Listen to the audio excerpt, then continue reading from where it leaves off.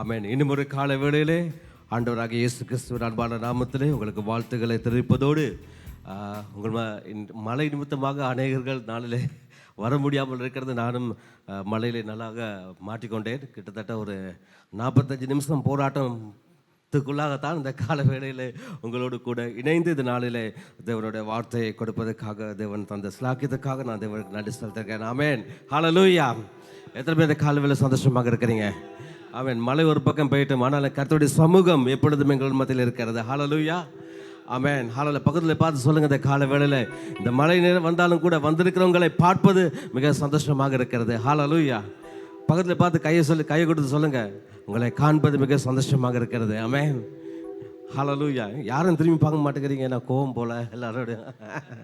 ஆமென். நல்லா சிரிச்சு கைகளை கொடுத்துல, சிஸ்டர் மழை வந்தாலும் நீங்கள் வந்திருக்கிறீங்க. ஸ்தோத்திரம். ஆமென். ஹல்லேலூயா. ஆமென். யாவருமாக இந்த சமூகத்தில் எழுந்திருந்து ஒரு நிமிஷம் ஆண்டவரை துதித்து தேவனுடைய வார்த்தையை நோக்கி நாங்கள் கடந்து செல்ல போகிறோம். ஹல்லேலூயா. அவர்களுடைய சகலுடைய குற்றங்களையும் மன்னித்து எங்களுடைய பாவங்களை எல்லாம் மன்னித்து எங்களை விடுதலை ஆக்கியதனாலே அவருடைய பிள்ளைகளாய் இந்த காலவேளை உங்களை மீண்டும் அழைத்து வந்திருக்கிற தேவன். ஆமென். ஹல்லேலூயா. எத்தனை பேர் விசுவாசிங்க, எங்கள் குற்றங்கள் எல்லாம் அவர் மன்னித்திருக்கிறார். ஹல்லேலூயா. படுகொலிகள் நாங்கள் இருந்தாலும் ஆண்டவர் கரம் நீட்டி எங்களை உயர்த்தின தேவனாக இருக்கிறார். ஹல்லேலூயா. ஆமென். ஹல்லேலூயா. Thank you Jesus. ஆமென். குற்றங்களை மன்னித்தாரே, நோய்களை நீக்கினாரே, குற்றங்களை மன்னித்தாரே, நோய்களை நீக்கினாரே, படுகொலைகள் நின்று மீட்டாரே, ஜீவனை மீட்டாரே, படுகொலைகள் நின்று மீட்டாரே, ஜீவனை மீட்டாரே. என் ஆத்துமாவே நன்றி சொல்லு முழு உள்ளத்தோடே. எல்லோரும் என் ஆத்துமாவே நீ நன்றி சொல்லு முழு உள்ளத்தோடே. கர்த்தர் செய்த நன்மைகளை ஒரு நாளும் மறவாதே. ஆமென். நன்றியோடு நன்மைகளை ஒரு நாளும் மறவாதே. என் ஆத்துமாவே நன்றி சொல்லு முழு உள்ளத்தோடே. என் ஆத்துமாவே நீ நன்றி சொல்லு முழு உள்ளத்தோடே. கர்த்தர் செய்த நன்மைகளை ஒரு நாளும் மறவாதே. கர்த்தர் செய்த நன்மைகளை ஒரு நாளும் மறவாதே. கிருபை இரக்கங்களால் மண்மூடி சூட்டுகிறார். கிருபை இரக்கங்களால் மணிமூடி சூட்டுகிறார். வாழ்நாள் எல்லாம் நன்மைகளால் திருப்தி ஆக்குகிறார். வாழ்நாள் எல்லாம் நன்மைகளால் திருப்தி ஆக்குகிறார். கர்த்தர் செய்த நன்மைகளை ஒரு நாளும் மறவாதே. கர்த்தர் செய்த நன்மைகளை ஒரு நாளும் மறவாதே. என் ஆத்துமாவே நீ நன்றி சொல்லு முழு உள்ளத்தோடே. என் ஆத்துமாவே நன்றி சொல்லு முழு உள்ளத்தோடே. இளமை கழுகு போல புதிதாக்கி மகிழ்கிறார். இளமை கழுகு போல புதிதாக்கி மகிழ்கின்றார். நீ ஓடினாலும் நடந்தாலும் பலன் குறைவதில்லை. நீ ஓடினாலும் நடந்தாலும் பலன் குறைவதில்லை. என் ஆத்துமாவே நன்றி சொல்லு முழு உள்ளத்தோடே. சொல்லுவோம், ஆத்துமாவே நன்றி சொல்லு முழு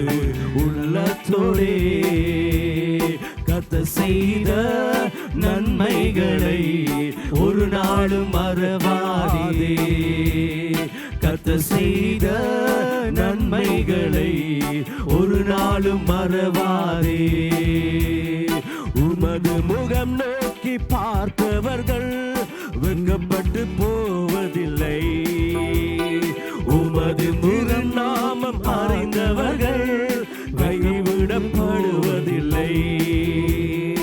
உமது முகம் நோக்கி பார்த்தவர்கள் வெட்கப்பட்டு போவதில்லை. உமது திருநாமம் அறிந்தவர்கள் கைவிடப்படுவதில்லை. நம்பினோரை நீ மறப்பதில்லை. உம்மை தேடி வந்தோரை மறுவதில்லை.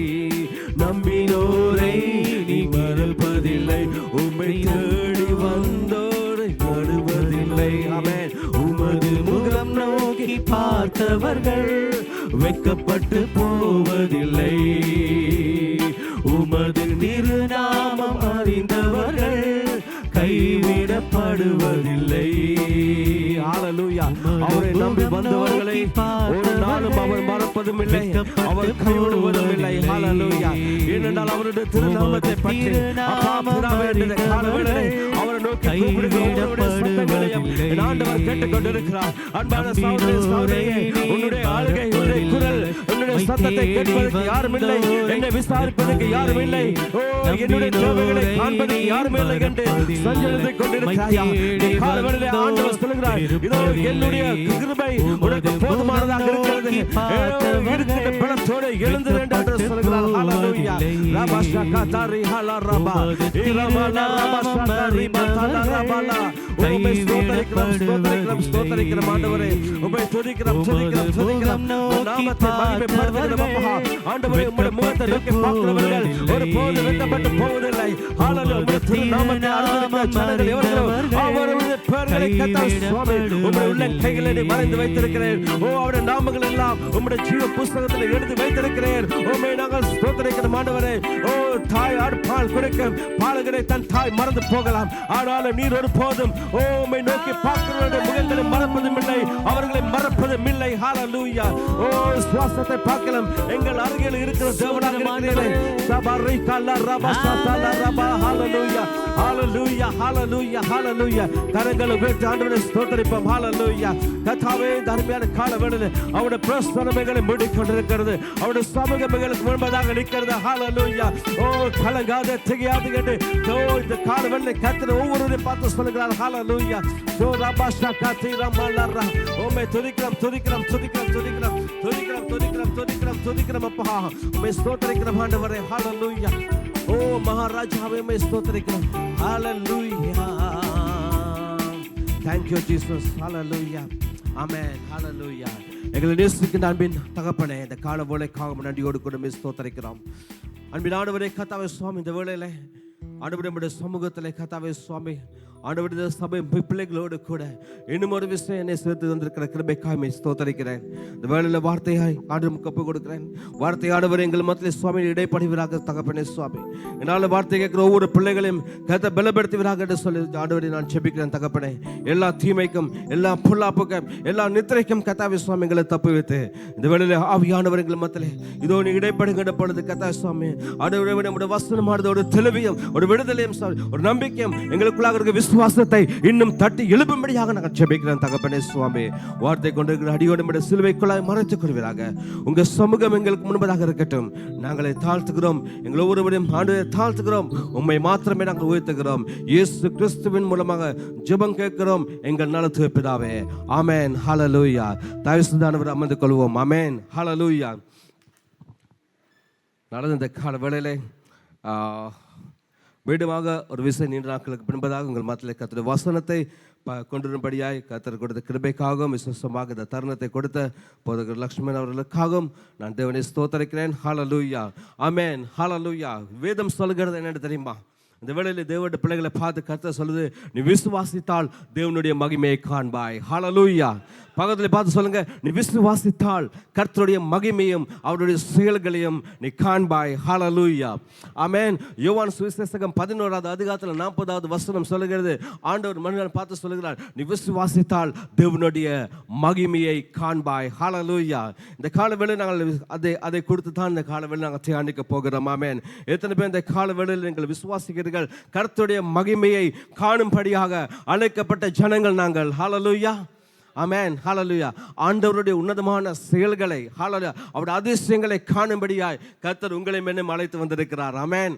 ஹல்லேலூயா. தேவ ஜனமே, இந்த நாட்களிலே கிறிஸ்தவ வாழ்க்கையிலே நாங்கள் எப்படிப்பட்டவர்களாக இருக்கிறோம் என்பதை குறித்து நாங்கள் தியானிக்க வேண்டும். நாங்கள் சபைக்கு போகிறோம், ஆண்டவருடைய வசனத்தை கேட்கிறோம், நாங்கள் விசுவாசிக்கிறோம், நாங்கள் ஜெபிக்கிறோம், எல்லா காரியங்களும் சொல்கிறோம். ஆனாலும் எங்களுடைய வாழ்க்கையிலே கர்த்தருடைய மகிமையை அவர் எப்படிப்பட்டது என்பதை நாங்கள் பார்த்து கொண்டிருக்கிறோமா, நாங்கள் ருசித்து கொண்டிருக்கிறோமா, அதை அனுபவிக்கிறோமா என்பதை குறித்து இந்த கால வேளையிலே நாங்கள் சிந்தித்து ஆண்டவருடைய வார்த்தையை நாங்கள் வாசிக்கின்ற பொழுது அதை நாங்கள் விசுவாசிப்போம். தேவனுடைய மகிமை எனக்குள்ளாக வர வேண்டும், எனக்குள்ளாக வெளிப்பட வேண்டும், எனக்குள்ளாக மற்றவர்கள் தேவனுடைய மகிமையை காண வேண்டும் என்று இந்த காலவேளையில வாஞ்சையோடு கூட இந்த வசனத்தை நாங்கள் தியானிக்க போகிறோம். ஆமென். ஹல்லேலூயா. எத்தனை பேர் இந்த காலவேளையில நீங்க சொல்ல விரும்புகிறீங்க, எனக்குள்ளாக இருக்கிற தேவனுடைய மகிமை மற்றவர்கள் காணும்படியாக கர்த்தர் என்னையும் எடுத்து பயன்படுத்த வேண்டும் என்று. ஹல்லேலூயா. ஆமென். ஹல்லேலூயா. கர்த்தருடைய வார்த்தை சொல்கிறது, நீ விசுவாசத்தால் தேவனுடைய மகிமையை காண்பாய். ஹல்லேலூயா. இந்த வேளையில விசுவாசமாக இதைத்தான் நான் தலைப்பாக எடுத்துக்கொண்டு உங்கள் மத்தியில் பேச விரும்புகிறேன். ஹல்லேலூயா. நாங்கள் பேட்டிக்கொள்வோம். யோவான் சுவிசேஷகம் 11வது அதிகாரத்தில் சில வசனங்களை நாங்கள் உங்கள் மத்தியில் கொண்டு வர விரும்புகிறேன். ஆமென். Thank you Jesus. புதிய ஏற்பாடு யோவான் சுவிசேஷகம் 11வது அதிகாரத்திலிருந்து நாங்கள் இந்த வேளையிலே தேவனுடைய வார்த்தையை நாங்கள் தியானிக்க போகிறோம். ஆமென். ஹல்லேலூயா. விசேஷமாக இந்த கால வேளையிலே இந்த சம்பவத்தை கொடுத்து, இதனால் நாங்கள் தியானிக்கிற வார்த்தையை கொடுத்து அநேக பிரசங்கங்கள் கேட்டிருப்போம். அநேக முறை இதை லாஸ்டஸுடைய உயிர்த்தெழும்புதலை கொடுத்து நாங்கள் சில பிரசங்கங்கள் கேட்டிருக்கலாம், நாங்கள் தியானித்திருக்கலாம். ஆனாலும் கர்த்தருடைய வார்த்தை காலை தோறும் புதிதாக இருக்கிறது, நாள்தோறும் புதிதாக இருக்கிறது. இந்த நாளிலே கர்த்தர் அவருடைய வார்த்தை கொண்டு எதை வெளிப்படுத்த போகிறார் என்பதை கொடுத்து நாங்கள் பார்ப்போம். ஆமென். ஹல்லேலூயா. இதில் விசுவாசம் என்றால் என்ன, தேவனுடைய மகிமை என்றால் என்ன? ஹல்லேலூயா. அதாவது எங்களுடைய வாழ்க்கையில எங்களை தேவை எதுவாக இருக்கின்றதோ, ஆமென், இன்றைய நாட்களில் இப்பொழுது உங்களுடைய தேவை எதுவாக இருக்கிறதோ, அல்லது உங்களுடைய எதிர்பார்ப்பு எதுவாக இருக்கிறதோ, ஆமென், நன்றாக கேட்டுக்கொள்ளுங்கள். உங்களுடைய தேவை எதுவாக இருக்கிறதோ, இல்லாவிட்டால் நீங்கள் எதிர்பார்க்கிற காரியம் இந்த நாட்களில் கிறிஸ்துக்குள்ளாக எதுவாக இருக்கிறதோ, ஆமென், அது நீங்கள் எதிர்பார்க்காத நேரத்தில் ஆண்டவர் உங்களிடத்தில் செய்கின்ற பொழுது அதுவே தேவனுடைய மகிமையாக இருக்கிறது. ஹல்லேலூயா. ஆமென். ஹல்லேலூயா. பக்கத்தில் பார்த்து சொல்லுங்க, விழித்திருக்கிறீங்களா இல்லாட்டி தூங்கி கொண்டு இருக்கீங்களா? இருக்கும். தட்டி எழுப்புங்க. யாராவது தூங்கினா அவங்க தட்டி எழுப்பாட்டி விட்டுருங்க. ஆமென். ஹல்லேலூயா. ஆமென். ஆமென். இந்த காலவெளியில் நான் திரும்பியும் சொல்ல விரும்புகிறேன். அதாவது உங்களுடைய தேவை நாட்கள் எதுவாக இருக்கலாம். அநேக தேவைகளோடு கூட தேவ பிள்ளைகள் காணப்படலாம். ஆமென். ஹல்லேலூயா. கர்த்தருக்குள்ளாக நாங்கள் விசுவாசத்தின் ஒரு ஓட்டத்தில் நாங்கள் ஓடிக்கொண்டிருக்கிறோம். தேவனை விசுவாசிக்கிறோம், நாங்கள் ஜெபிக்கிறோம். ஆனாலும் எங்களை அநேக தேவைகளோடு கூட நாங்கள் காணப்படலாம். ஆமென். சில வேளை நாங்கள் ஜெபித்து இருக்கலாம் எங்களை தேவைகளுக்காக. ஆண்டவரே, என்னுடைய தேவைகளை நீ சந்திக்க வேண்டும் என்று பல நாட்களாய் ஆண்டவரத்தை விண்ணப்பித்துக் கொண்டிருக்கலாம். ஆனாலும் கூட இந்த வேலையில் நான் சொல்லியிருக்கேன், நீங்கள் சில வேளையில் எதிர்பார்க்காத நேரத்தில் ஆண்டவர் உங்களுக்கு பதில் கொடுத்த நீங்கள் அனுபவித்திருப்பீங்க, நீங்கள் பார்த்துருப்பீங்க. அநேக நீண்ட ஜெபங்கள் ஜெபித்து கொண்டு போகிற நேரத்தில் அது ஜெபங்களுக்குரிய பதில்கள் எங்களுக்கு கிடைக்காத மாதிரி இருக்கும். ஆனாலும் நீங்கள் எதிர்பார்க்காத, நீங்கள் நம்பாத, அதாவது நீங்கள் அதை கிடைக்குமாங்கிறது ஒரு சிந்தனை, ஒரு யோசனை இருந்திருக்காது. ஆனால் திடீரென்று உங்களுடைய காரியங்கள் வாய்க்கப்படும். அந்த நேரத்தை நீங்கள் பார்த்துருப்பீங்க. ஹல்லேலூயா. அதே போல தான் ஒரு சம்பவம் இந்த இடத்துல நடப்பதை நாங்கள் பார்க்கலாம். ஹல்லேலூயா. அதாவது என்னென்னு சொல்ல போனால், அதாவது நாங்கள் எங்களுடைய கண்கள் விசுவாசம் என்றால் என்ன பார்க்கிறோம், எங்கள் காதுகள் கேட்கவில்லை, எங்களுடைய கண்கள் பார்க்கவில்லை, ஆனாலும் கர்த்தர் செய்வார் என்று நாங்கள் நம்பிக்கிறோம். ஆமென். இதுதான் கிறிஸ்துவோட இருக்கிற பெஸ்ட் குவாலிட்டி. ஆமென். நாங்கள் என்னது, எங்களுடைய பார்வைக்கு இல்லை, எங்களுடைய பார்வைக்கு இருந்தால் அது விசுவாசம் சொல்ல முடியாது. எங்களுக்கு தேவையான இப்போ எடுத்துக்கொள்ளல. ஏன்னா ஒரு தேவை வருகின்ற பொழுது அந்த தேவைக்குரிய காரியம் உங்களிடத்தில் பூர்ணமாக இருக்கின்ற பொழுது, உங்களுக்கு தேவை இருக்கின்ற பொழுது, சில வேளை பணம் ஒரு பணத்தேவை இருக்கிறது. பணத்தேவை இருக்கின்ற பொழுது பேங்க் அக்கௌண்ட்டில் காசு இருக்குது, அந்த நேரத்தில் போயிட்டு அதை நாங்கள் எடுத்துக்கொள்ளலாம் தேவையான பொழுது. ஆனால் அது இல்லாமல் இருக்கின்ற பொழுது நாங்கள் ஜெபிக்கிறோம், ஆண்டவரே இந்த காரியத்தை எனக்கு சந்திக்க வேண்டும். சில ஜெபித்திருப்பீங்க, சில வியாதிக்காக நீங்கள் ஜெபித்திருக்கலாம், ஆண்டவரே இந்த வியாதி என் வாழ்க்கையில் இதை மாற வேண்டும். சிலவர்கள் நீங்கள் ஜெபிக்கலாம், தொழிலுக்காக நீங்கள் ஜெபித்திருக்கலாம், ஆண்டவரே என்னுடைய தொழில் காரியங்களை நீ ஆசீர்வதிக்க வேண்டும். சில வேளையில் தொழில் வேண்டும் என்று ஜெபிப்பாங்க, சில வியாபாரம் செய்யுங்க, ஆண்டவரே என்னுடைய வியாபாரங்கள் ஆசீர்வதிக்கப்படும். இப்பொழுது நான் நெருக்கமான சூழ்நிலையில் போய் கொண்டிருக்கிறேன், நான் கஷ்டமான ஒரு சூழ்நிலையில் போய் கொண்டிருக்கிறேன், என்னுடைய காரியங்களை சரிப்படுத்திக் கொள்வதற்கு என்னுடைய நிலைமை சூழ்நிலை ஆண்டவரை போதாதாக இருக்கிறது என்று சொல்லி தேவனுடைய சமூகத்திலே நீங்கள் ஜெபித்தவர்களாக இருக்கலாம். ஆமென், ஹல்லேலூயா. அதே போல வியாதிகளுக்காக ஆண்டவரே இந்த பாடு, இந்த வியாதி என்ற வாழ்க்கையில் இருந்து மாறாதா, என்னுடைய சூழ்நிலை என்ற வாழ்க்கையில் இருந்து மாறாதா என்று அநேக ஜெபங்களுக்குள்ளாக வியாதிப்பட்டவர்கள் ஜெபித்துக் கொண்டே இருப்பீர்கள். ஹல்லேலூயா.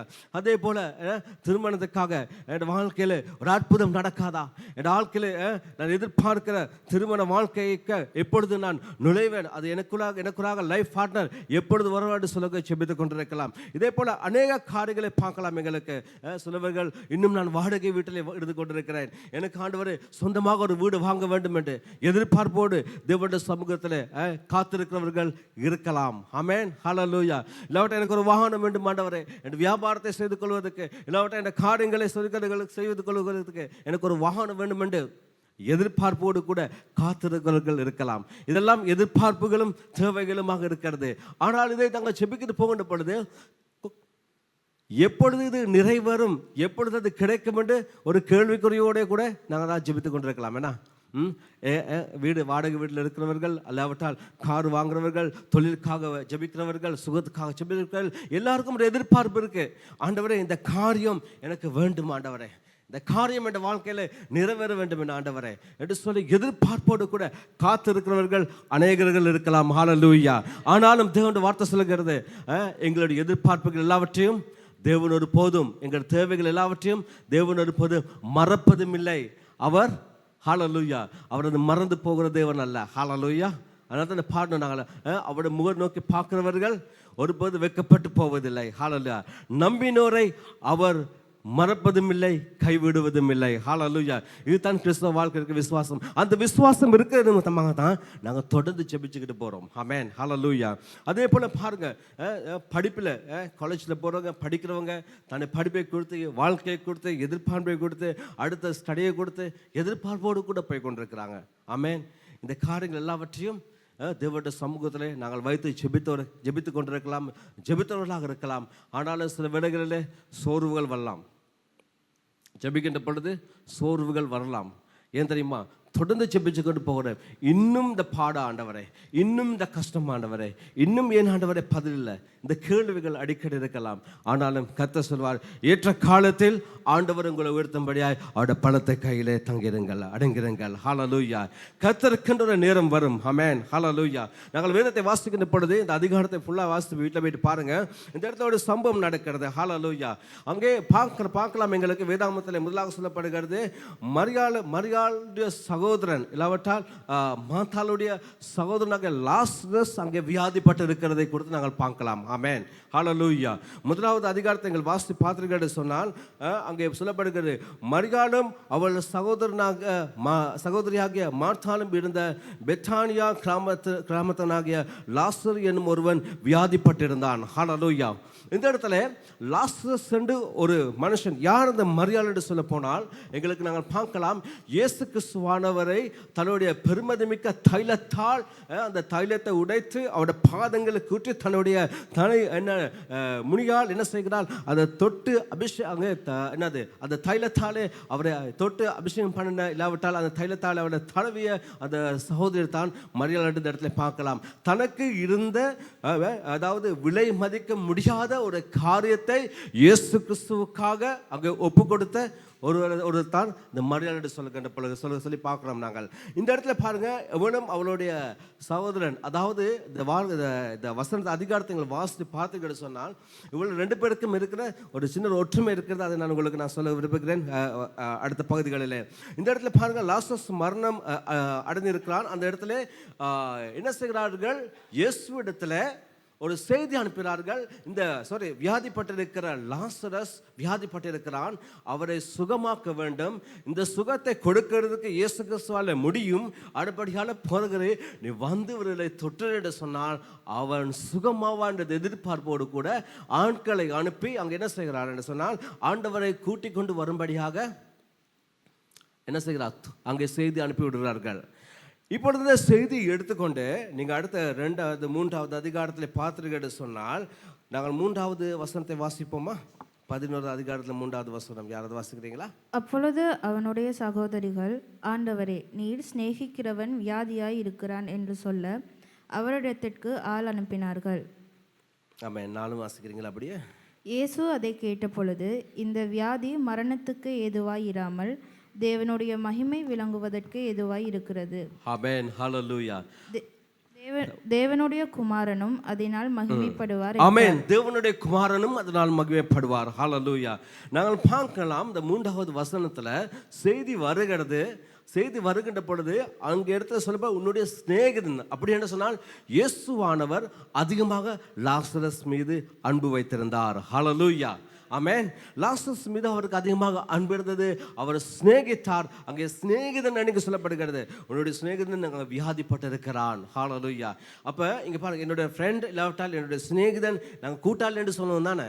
அப்படி யாராவது சோமலாம் இருக்கின்ற பொழுது யாராவது வந்து சொன்னால் வந்து பாருங்க ஜெபிக்கன்னு சொன்னால் நாங்கள் என்ன சொல்லுவோம்? போவோமா? இல்லாவிட்டா இந்த வசனத்தை நாங்கள் சொல்லுவோமா? இயேசு சொன்னதை போல இந்த வியாதி 4வது வசனம் என்ன சொல்லப்படுகிறது? இயேசு அதை கேட்ட பொழுது இந்த வியாதி மரணத்துக்கு எதுவாகிறாமல் தேவனுடைய மகிமைக்கு எதுவாக இருக்கு என்று சொன்னால் எப்படி இருக்கும்? ஒருவர் அப்படி சொன்ன பாஸ்டர்கிட்ட யாராவது அப்படி வந்து சொன்னால், பாஸ்டர்கிட்ட யாராவது வந்து சொல்கிறீங்க, பாஸ்டர் கொஞ்சம் வீட்டுக்கு வாங்க, இவங்க சோமலாமல் இருக்கிறாங்க, கொஞ்சம் ப்ரே பண்ணிட்டு போங்களே பாஸ்டர் சொல்லுகின்ற பொழுது பாஸ்டர் சொல்கிறார், இந்த வியாதி மரணத்துக்கு எதுவாய் இல்லாமல் தேவனுடைய மகிமைக்கு எதுவாக இருக்கிறதுன்னு சொன்னால் என்ன பாஸ்டருக்கு ஏதாவது தலைக்கீழே கிளம்பிட்டான்னு சொல்லி நீங்கள் சொல்லுவீங்கன்னா, இதே போல் சம்பவம் தான்.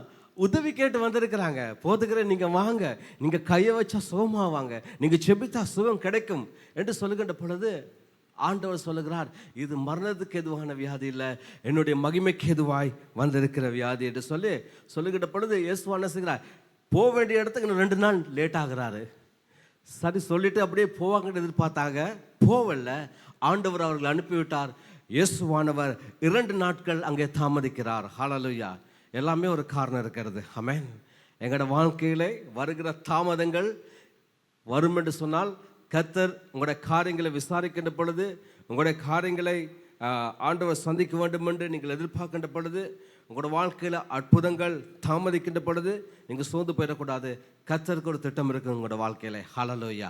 அதுதான் சொல்கிறது, விசுவாசம் என்பது மகிமைக்கு எதுவாக இருக்கிறது தவிர அது மரணத்துக்கு எதுவாகவும் தீமைக்கு எதுவாகவும் உங்களை வெட்கப்படுத்துறதுக்கு எதுவாகவும் இல்லாவிட்டா உங்களுடைய காரியங்களை என்னது உங்களுடைய இருதயங்களை நோகடிப்பதுக்கு எதுவாக இல்லை.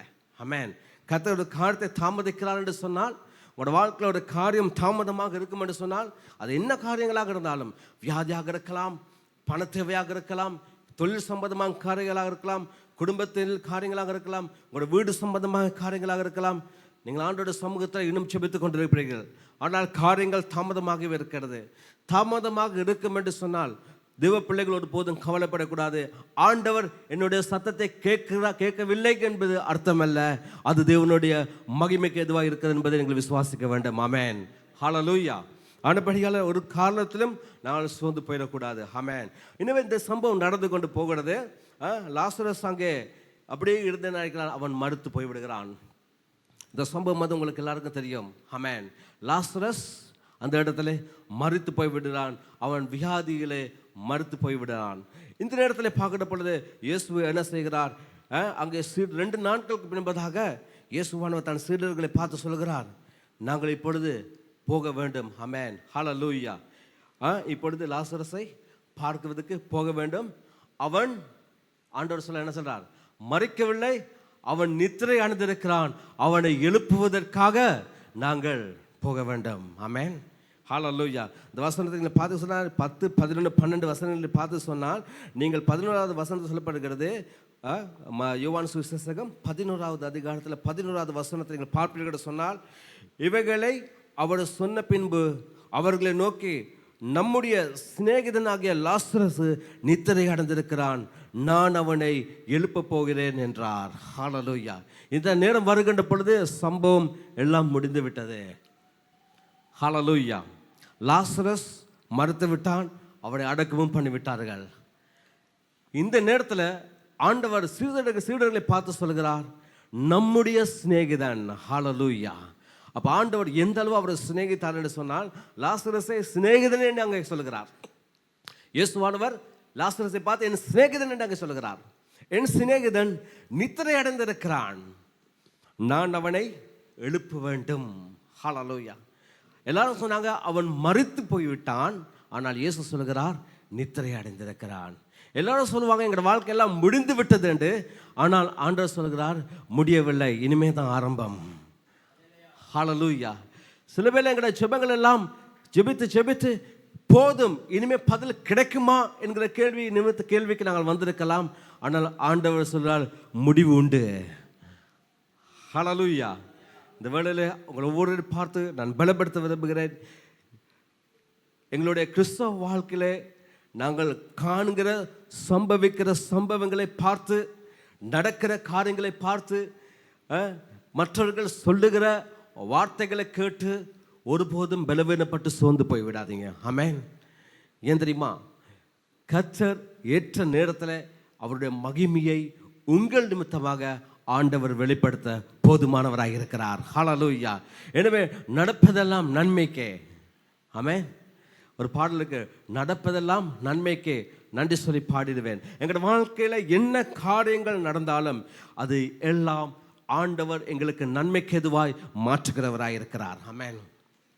ஸோ இந்த நேரத்தில் பாருங்க, இப்பொழுது வருகின்ற பொழுது இப்பொழுது இயேசுவானவர் அந்த இடத்துல புறப்படுகிறார். அதாவது இயேசுவானவர் எங்கே இருந்தார்? நாங்கள் 10ஆம் அதிகாரத்தை நாங்கள் வாசித்து பார்த்து சொன்னால், அவர் யோர்தான் கரைக்கு அருகே தான் அங்கே இருந்தார், கரையில் இருந்தார். அவர் சீடர்களோடு கூட அங்கே அமர்ந்திருந்தார். இப்பொழுது சொல்கிறார், நாங்கள் போக வேண்டும், என்னுடைய சகோதரன் நித்திரை அடைந்திருக்கிறான், அவனை நாங்கள் எழுப்பாட்ட வேண்டும். ஹல்லேலூயா. அருமையான சகோதரி, இந்த இடத்துல எல்லோரும் சொன்னாங்க லாசரஸ் மரித்து விட்டான். ஆனால் இயேசு சொல்கிறார் மரிக்கவில்லை, நித்திரை அடைந்திருக்கிறான். ஹல்லேலூயா. இதே தான் எங்கள் வாழ்க்கையில் நாங்கள் ஒப்பிட்டு பார்க்க வேண்டும். எல்லாமே முடிந்தென்று நாங்கள் நினைக்கலாம், ஆனால் ஒன்றும் முடியவில்லை. இயேசுவானவர் அந்த முடிவைத்தான் அவர் ஆரம்பமாய் எங்களுக்கு வைக்கிறார். ஹல்லேலூயா. ஆமென். இந்த நேரத்தில் பார்க்கலாம். அடுத்ததாக நாங்கள் என்னென்று சொல்ல போனால், நாங்கள் பார்ப்போம் யோவான் சுவிசேஷம் 11 நாங்கள் பார்த்தோம். இயேசுவானவர் அவரை பார்த்து அங்கே லாசரஸை எழுப்பாட்டுவதற்காக போகிறார். அந்த நேரத்தில் நாங்கள் பார்க்கலாம் 12, 13, 14 வசனங்களை பார்க்கின்ற பொழுது இயேசுவானவர் வருவதை அங்கே கேள்விப்படுகிறார். யார் தெரியுமா? முதலாவது கேள்விப்படுவது மார்த்தாள். மார்த்தாள் இயேசு போதகர் வந்து விட்டார் என்று அங்கே கேள்விப்பட்ட உடனடியாக அவர் இருந்த இடத்திலிருந்து ஓடி வருகிறாள். இப்போ மார்த்தாள் மரியாளை கொடுத்து நாங்கள் பார்த்தோம் என்று சொல்ல போனால், இவங்க 2 பேர் சகோதரிகள். மரியாள் எப்பொழுதும் தேவனுடைய வார்த்தைக்கு எப்பொழுதும் செவி கொடுத்து, ஆண்டவர் போதிக்கின்ற பொழுதெல்லாம் வார்த்தைக்கு முதலிடத்தை கொடுத்து, அவருடைய பிரசங்கத்துக்கு முதலிடத்தை கொடுத்து தேவனுடைய சமூகத்திலே அமர்ந்திருக்கிறார் என்று பார்த்தோம். ஆனால் மார்த்தாளை கொடுத்து பார்த்து சொன்னால், இயேசு வருவர்களை உபசரிக்க வேண்டும் என்று கொஞ்சம் கஷ்டப்படுகிற ஒரு கேரக்டர். இப்போ இயேசுனால் வீட்டுக்கு வருகின்ற பொழுது ஆண்டவர் வார்த்தை அங்கே பிரசங்கிக்கின்ற பொழுது, வார்த்தையை கற்றுக் கொடுக்கின்ற பொழுது மரியாதை செய்கிற தேவனுடைய சமூகத்தில் அமர்ந்திருந்து வார்த்தையை கேட்டுக்கொண்டிருக்கிறார். வேதம் சொல்லுகிறது நல்ல பங்கை அவள் அடைந்தாள் என்று நாங்கள் வாசிக்கிறோம்.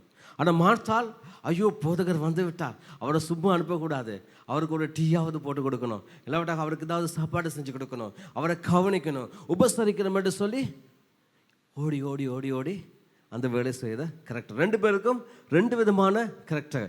ஒருவர் ஆவிக்குற வாழ்க்கையில் அங்கே வளர்ந்து கொண்டு போகிறாள், மற்றவள் ஆண்டவர் உபசரிக்க வேண்டும் என்று வீட்டில் அப்படி இருப்பாங்கண்ணா. ஒரு நல்லா ஜெபிப்பாங்க, பைபிள் வாசிப்பாங்க, தேவனுடைய சமூகத்தில் எப்பொழுதுமே காத்திருப்பாங்க.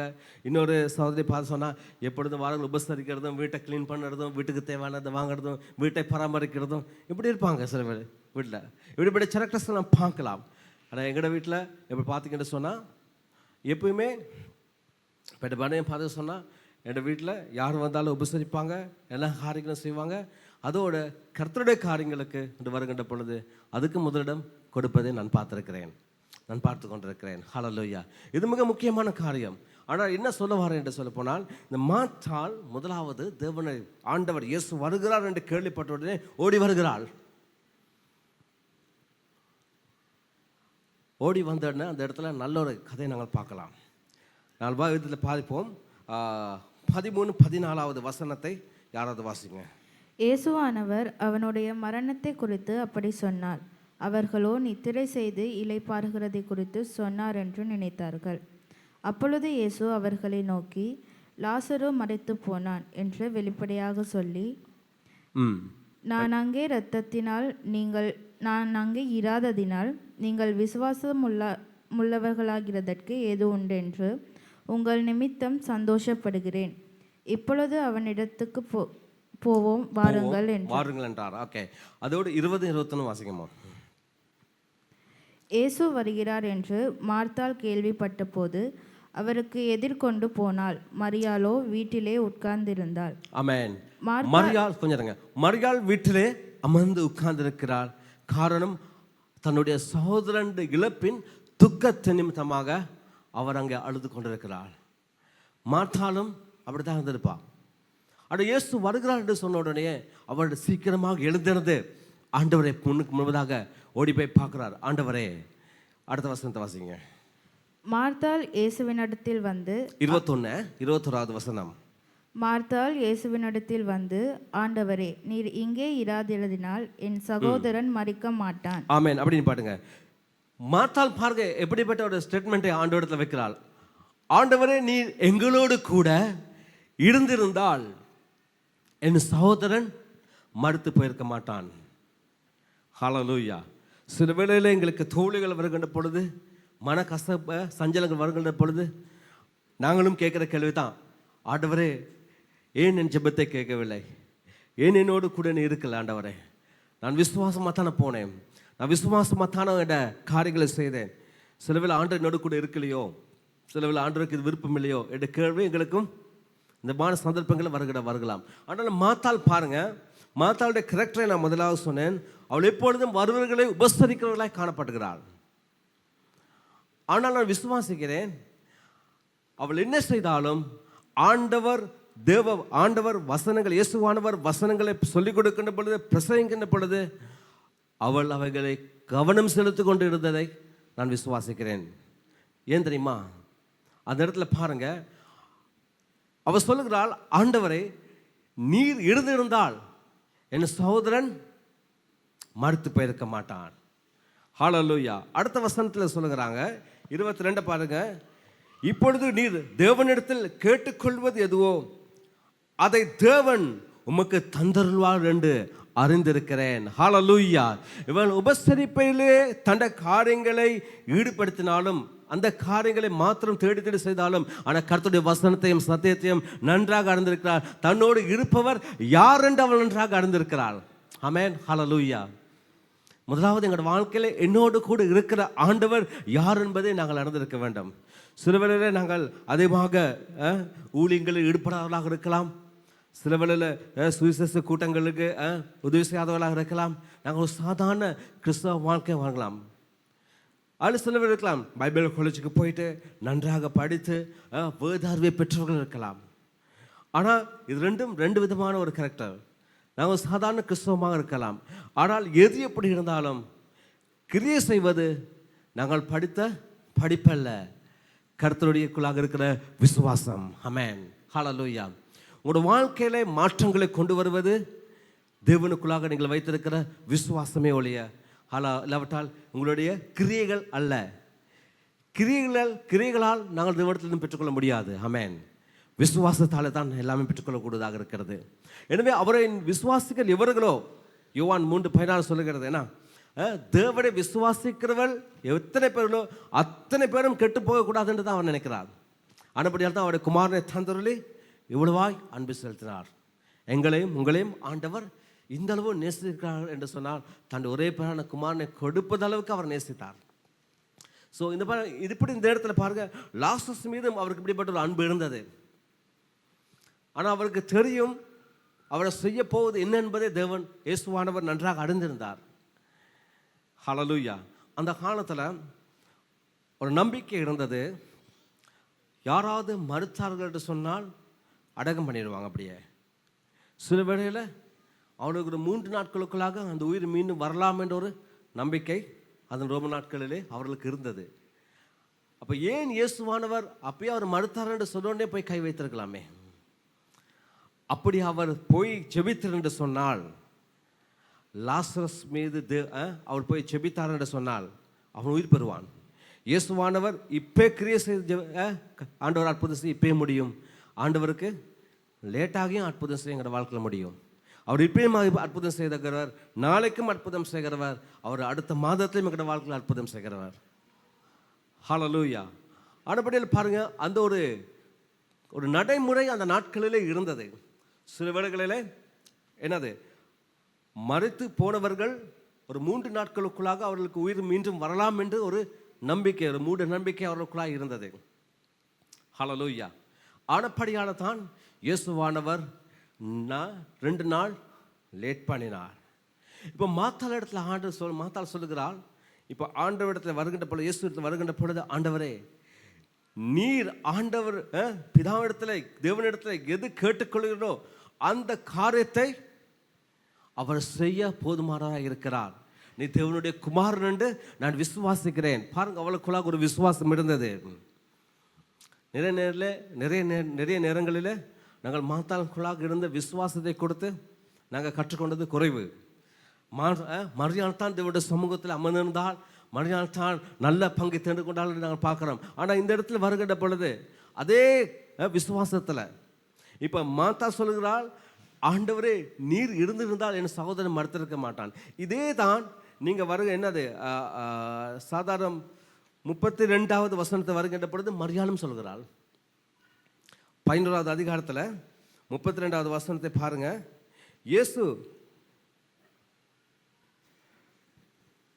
இயேசு இருந்த இடத்தில் மரியாள் வந்து ஆண்டவரை கண்டவுடனே அவர் பாதத்தில் விழுந்து, ஆண்டவரே நீர் இங்கே இருந்திருந்தால் என் சகோதரன் மறுத்திருக்க மாட்டான். இப்போ இங்கே பார்க்கின்ற போது 2 பேருடைய ஒரே விசுவாசம் தான் கிரியை செய்கிறது. அவங்களுடைய எதிர்பார்ப்பெல்லாம் ஒரே விதமாகத்தான் இருக்கிறது. நீங்கள் இருந்தால் இந்த காரியம் நடந்திருக்காது ஆண்டவரே. ஹல்லேலூயா. எங்களோட வாழ்க்கையில் இயேசுவானவர் இருக்கிற வரைக்கும், இயேசுவானவர் எங்களோட வாழ்க்கையோடு கூட ஒப்புரவாக இருக்க வரைக்கும், நாங்கள் அவருக்குள்ளாகவும் அவர் எங்களுக்குள்ளாகவும் வாசம் செய்கிற வரைக்கும் ஆண்டவர் எங்களோட வாழ்க்கையில் அற்புதம் செய்து கொண்டே இருப்பார். ஆமென். ஹல்லேலூயா. உங்களோட காரியங்கள் எல்லாம் விசாரிக்கிறவர் அவர். உங்கள் தேவைகள் எல்லாம் அவர் பார்த்து கொண்டிருக்கிறார். உங்களுடைய பாடுகள், உங்களோட பாரங்கள் எப்படிப்பட்டதாக என்று தேவன் அறிந்திருக்கிறார். சோர்ந்து போகாமல், பலவீனப்பட்டு போகாமல் கிறிஸ்துவை இறுக்கமாக பிடித்துக் கொள்ளுங்க. ஹல்லேலூயா. எதுக்கு அந்த இடத்துல சொல்றது பாருங்க, இயேசு இருந்திருந்தால். அப்போ அவருக்கு தெரியும், இயேசு இருந்தால் மட்டும்தான் அற்புதம். ஹல்லேலூயா. இயேசு இருந்தால் மட்டும்தான் விடுதலை. எங்களோட வாழ்க்கையிலும் இயேசு எங்களோட வாழ்க்கையில் இருக்கிற வரைக்கும் எங்களுக்கு விடுதலை உண்டு. இயேசு உங்களோடு கூட இருக்கிற வரைக்கும் உங்களுக்கு ரட்சிப்பின் பாதுகாப்பு உண்டு. இயேசு உங்களோடு இருக்கிற வரைக்கும் ஆண்டவர் உங்களோட தேவைகளை பார்க்கிறார். இயேசு உங்களோடு இருக்கிற வரைக்கும் ஆண்டவர் கூட காரியங்களை விசாரிக்கிறவராக இருக்கிறார். ஆனபடியால் தேவ ஜனமே சோர்ந்து மட்டும் போயிடாதீங்க, என் காரியங்கள் இன்னும் நடக்கவில்லையே என்று சொல்லி அந்த கேள்வியோடு கூட இன்னும் நாங்கள் இருந்து விடாமல், கர்த்தர் எங்கள் வாழ்க்கைக்கு இருக்கிறார். அந்த மாத்தாளுக்கு இருந்த விசுவாசத்தை பாருங்க. இயேசு இருந்திருந்தால் அற்புதம் நடக்கும். ஆமென். நாட்களில் இயேசு ஆனவர் அவர் சரீரமாக எங்களோடு கூட இல்லை, ஆனாலும் அவர் பரிசுத்தமுள்ள ஆவியானவருக்குள்ளாக எங்களோடு கூட இடைப்பட்டு கொண்டிருக்கிறார். ஆமென். அவர் எங்கே இருக்கிறார்? பரிசுத்தமுள்ள ஆவியானவர் எங்களுக்குள்ளாய் வாசம் செய்கிறார். ஆமென். அப்போ மாத்தாள் மரியாதை விட இந்த நாட்களில் அமர்ந்திருக்கிற சகோதரிகள் விசேஷத்தவர்களாக இருக்கிறீர்கள். ஏன் தெரியுமா? அவருடைய ஆவியானவர் எங்களுக்குள்ளாக இருக்கிறார். ஆமென். ஆவியானவர் செய்திகளை தேவனுடைய பிதா இயேசுவிடத்துக்கு கொண்டு போகிறார், இயேசு பிதாவிடத்துக்கு கொண்டு போகிறார். ஹல்லேலூயா. அந்த காரியங்களை அந்த 3 பேரும் என்னது ஒருவராக எங்களோட வாழ்க்கையில் செயல்பட்டு கொண்டிருக்கிறார்கள். ஹல்லேலூயா. ஆனபடியால் தான் அற்புதம் வேற எங்கேயும் இல்லை, அது இருக்கிறது உங்களுக்குள்ளாக. நான் மீண்டும் ஒரு விஷயம் நான் நேரத்தோடு சொல்லியிருக்கிறேன், அற்புதத்தை தேடி அங்கேயும் இங்கேயும் அலைந்து போகக்கூடாது. காரியங்களை தேடி அந்த இடத்துக்கு போனால் செபித்தா நல்ல காரியங்கள் நடக்கும்னு சொல்லுவாங்க சில வேளையில். அந்த சபைக்கு போங்க, அந்த பாஸ்டர்கிட்ட போய் செபித்து கொள்ளுங்க, எல்லாமே மாறும் என்று சொல்லுவாங்க.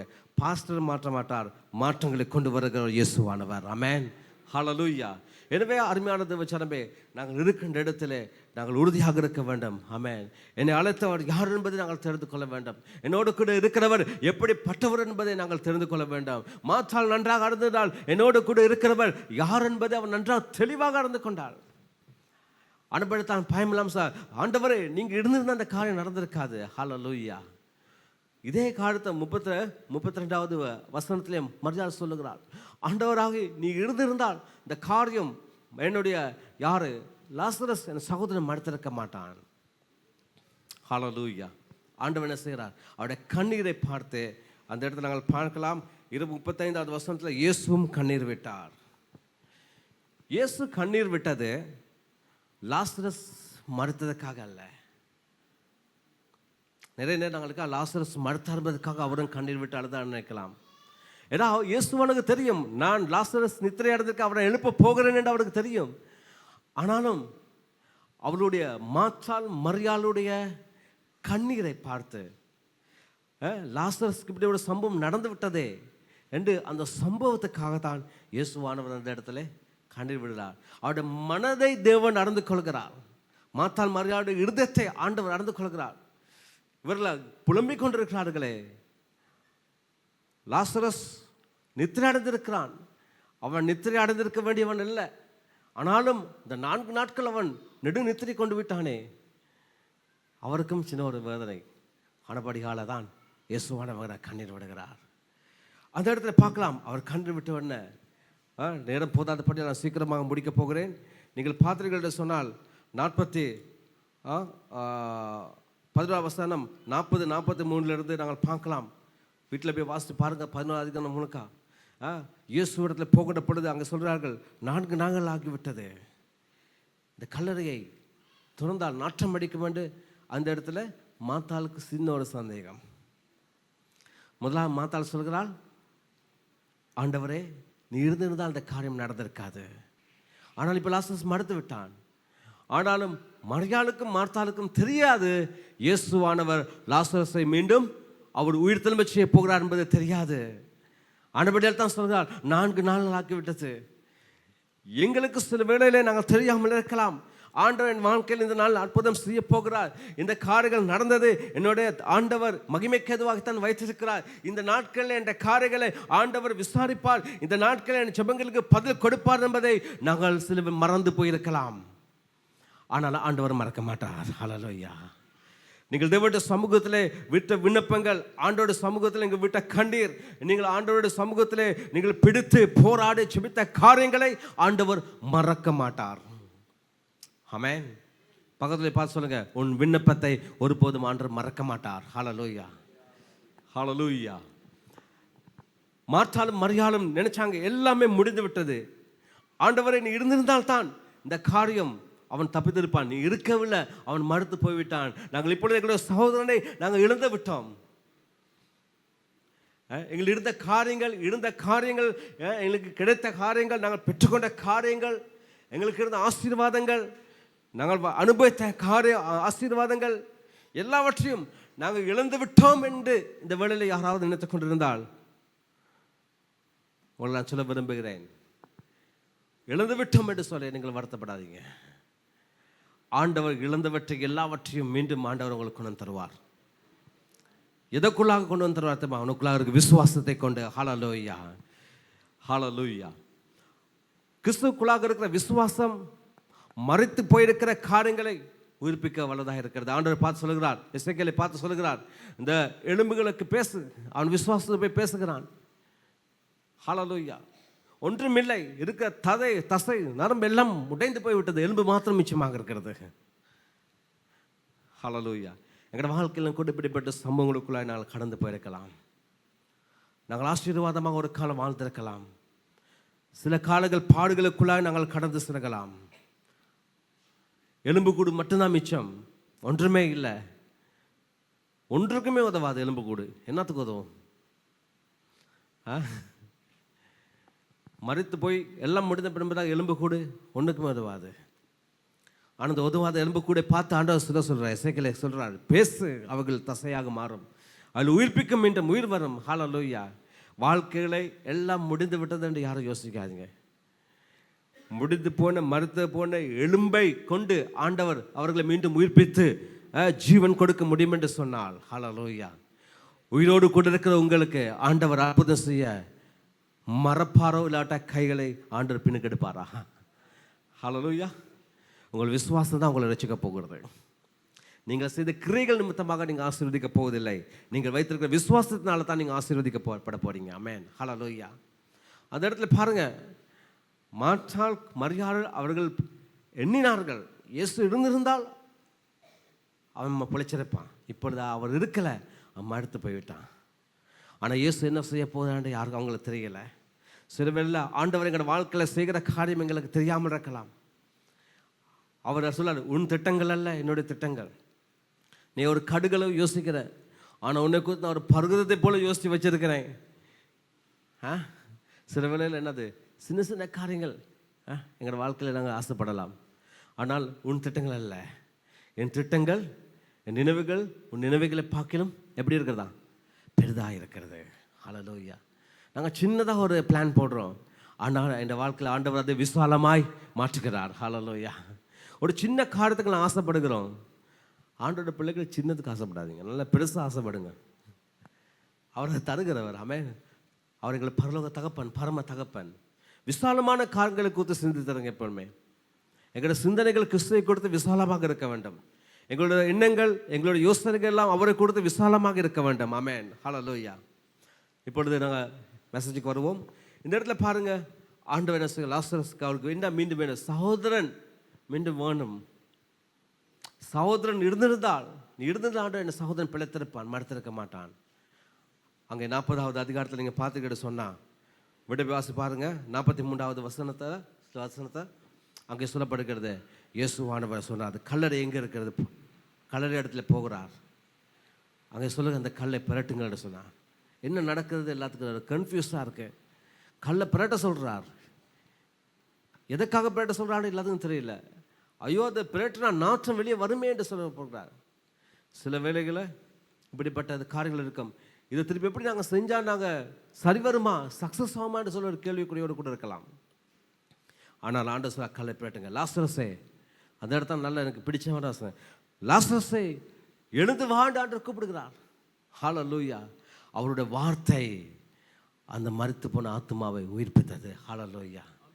ஹல்லேலூயா. இந்த வேளையில் அவருடைய வார்த்தை எங்களுடைய மறுத்திருக்கிற காரியங்களை உயிர்ப்பிக்க வல்லதாக இருக்கிறது.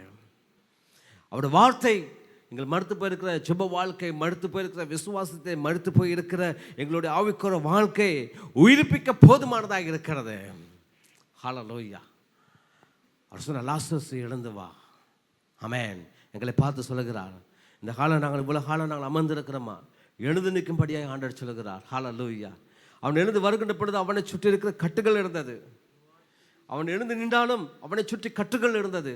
துணியை சுற்றி இருந்தார்கள், நடக்க முடியாத எழும்பி வந்துட்டான். ஆனால் என்ன செய்கிறார் ஆண்டவர்? அந்த கட்டுகளை எல்லாம் எடுத்து போட சொல்கிறார். இந்த வேளையில் நாங்கள் எழுந்து நின்றாலும், நாங்கள் உயிரோடு கூட இருந்தாலும், நடக்க முடியாத படிக்க எங்களை சுற்றுக்கிற கட்டுகள் எல்லாவற்றையும் ஆண்டவர் அகற்றி எங்களை சரிப்படுத்தி அவருடைய வழிகளை நடத்துவதற்கு அவர் போதுமானவராக இருக்கிறார். ஹல்லேலூயா. Thank you Jesus. எங்களோட வாழ்க்கையில் சில கட்டுகள் இருக்கலாம். பார்க்க முடியாத படிக்கங்கள், தலைகள் எல்லாம் துணியால் சுற்றப்பட்டு இருக்கலாம். அவருடைய அதிசயங்களை காண முடியாத படிக்கு பிசாசானவன் அவனுடைய காரியங்களை சொல்லி சொல்லி சொல்லி எங்களை இருட்டிலே வைத்திருக்கலாம்.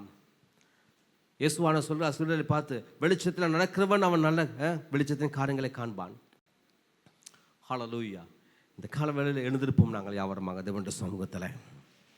எங்களை சுற்றி அவள் லாசரஸ் உயிர் பெற்றான், ஆனாலும் அவனுடைய காரியங்கள் செயல்பட முடியாத படிக்க கட்டுகள் இருந்தது. துணியால் அவனை கட்டி வைத்திருந்தார்கள். இயேசுவான் என்ன செய்கிறார்? அவங்க எல்லாவற்றையும் அகற்றும் என்று சொல்கிறார். ஹல்லேலூயா.